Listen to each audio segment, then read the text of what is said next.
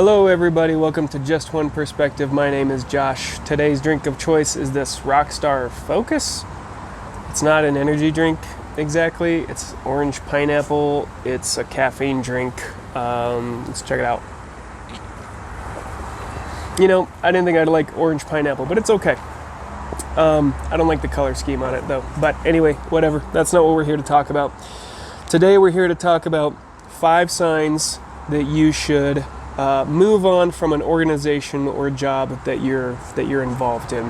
And today I'm not going to be talking about just jobs and why you might want to quit a job, but it might be why you want to quit another organization that you're part of, whether it be your church or your chess club or your martial arts studio or anything like that.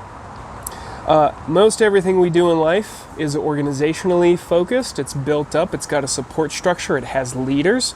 And so these tips apply to any organization that you're a part of that has one of those hierarchies where it has a leader, has bosses, right?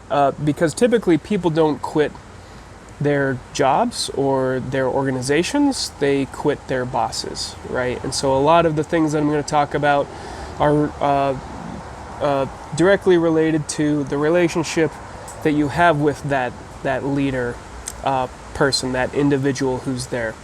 So jumping right into it, first sign that it might be time to move on from an organization that you're a part of.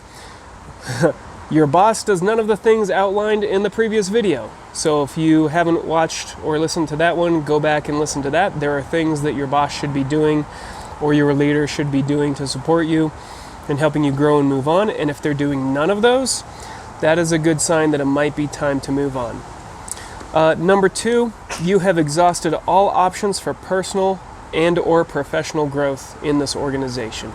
If you have taken it as far as you can take it and nobody else is stepping up to help you move forward or grow or become a better person or become better at whatever this organization is that you're a part of, then and you feel like you really have exhausted every single option, you need to dig deep on these tips though, because all of this is a two-way street. And these are very good questions to ask yourself, but you do need to dig deep. So for this one, have you really exhausted all options? Have you really taken it as far as you can go? You need to answer yourself honestly on that. And if you feel like you haven't, if you review and evaluate everything you've done and everything the organization offers, and you still feel like that's it, that's everything, there you go. There's your sign. Okay, number 3.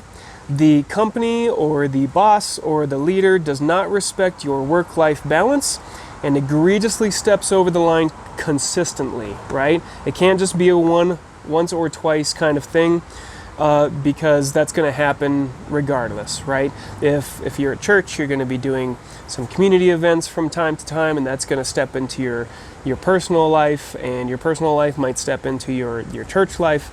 I used chess for whatever. I've been playing a lot of chess lately, so if you're doing chess tournaments, that might cut into your weekends because that's when chess tournaments might take place, or your evenings or whatever, right? So there should be a balance, but if your company is consistently having you dig into your personal time, your family time, if you're missing events with your family like birthdays, anniversaries, things that you have agreed to do with them, noise ordinance, then that is something you really want to take into account. Again, once or twice, it's going to happen. That happens.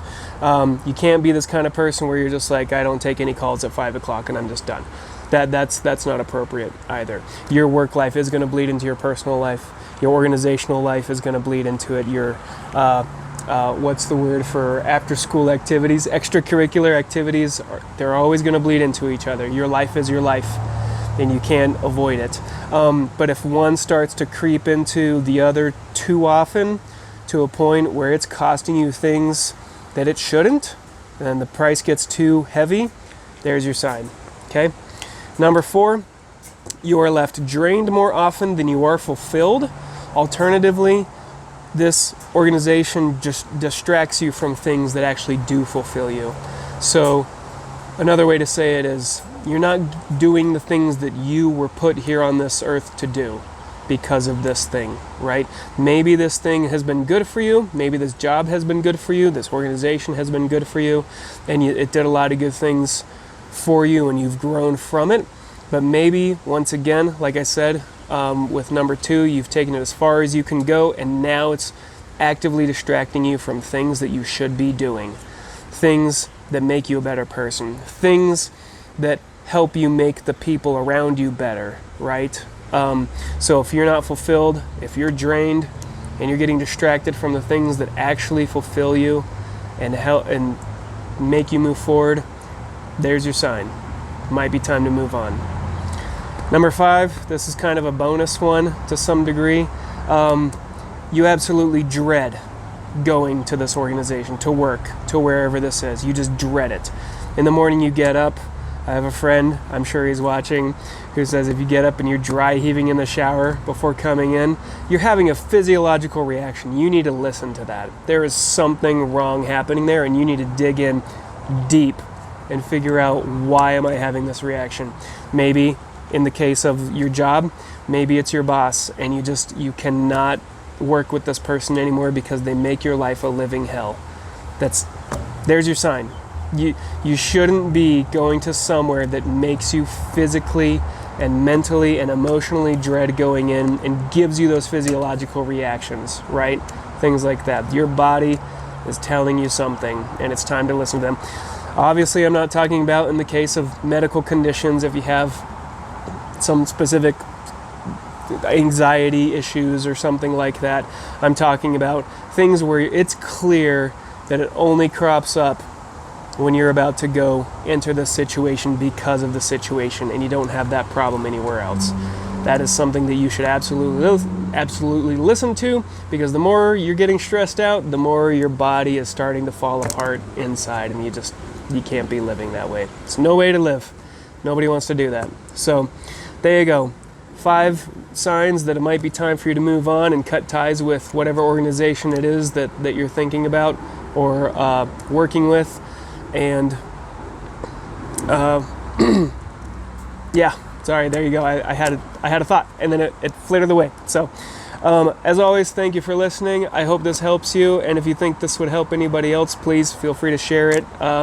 Again, I'm not here for the likes or the views and the money or anything. I'm just doing this because I enjoy it, and I like to think that it's helping some of you. So feel free to send it out. Add anything in the comments below that you think would also be good signs that it's time for you to move on from an organization or activity that you've been a part of.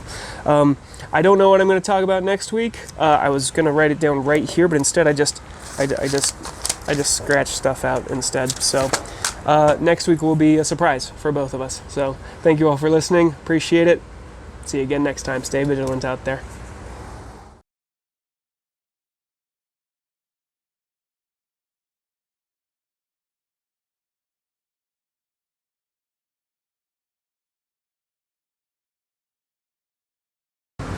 Kepler, give me your strength, my friend. Noise ordinance, anyway.